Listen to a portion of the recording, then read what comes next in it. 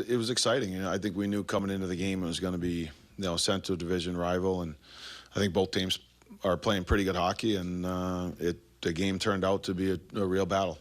You get Middleton back, but no Brock Favors. Out. Any update on him? I don't have anything on Brock yet.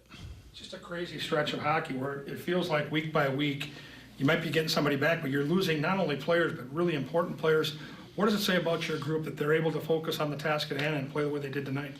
Yeah, I think it says a lot about I think where our team's mindset is at, and it always comes down to the commitment level the team's going to be. If you have a full lineup, you got to play a real committed, detailed game, and if you have guys out of your lineup, those details and things are important. But as we said before, we think our depth has been good, and it's nice to see.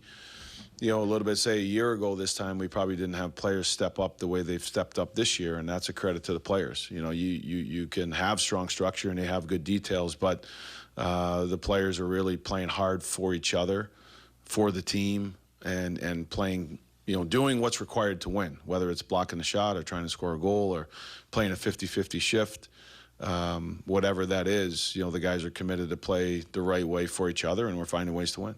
Grittiness, right? I mean, would you say that's a big part of your guys' identity? Even Jim Montgomery had mentioned that, like, their team just didn't battle against the grit that you guys had. Yeah, I think it's that competitive nature we talk about. I think most nights your competitiveness really determines a lot of games. There's times where everything's clicking and everything's going well, but it still comes down to your competitive nature. And most often than not, that's the number one determining factor in winning. And we've been able to have that. And whether we've had guys in the lineup or out of the lineup, the competitive nature of our group, and I think the mental toughness to understand that it's not going to be easy, and you got to find different ways to win. You got to play well with a lead. You got to play well in a tie game.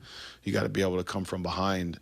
And in all those situations, we just keep trekking along as we go here to try to find ways to do it. And I think that ultimately helps you as you grow through the 82-game schedule. In your time here, you haven't had to make a lot of changes with your goalie within the game, and there are always different reasons to do it. Coach, this one really seemed to pay off.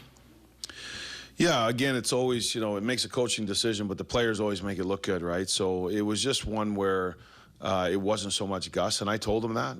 We were in a little bit of a lull, and they had momentum.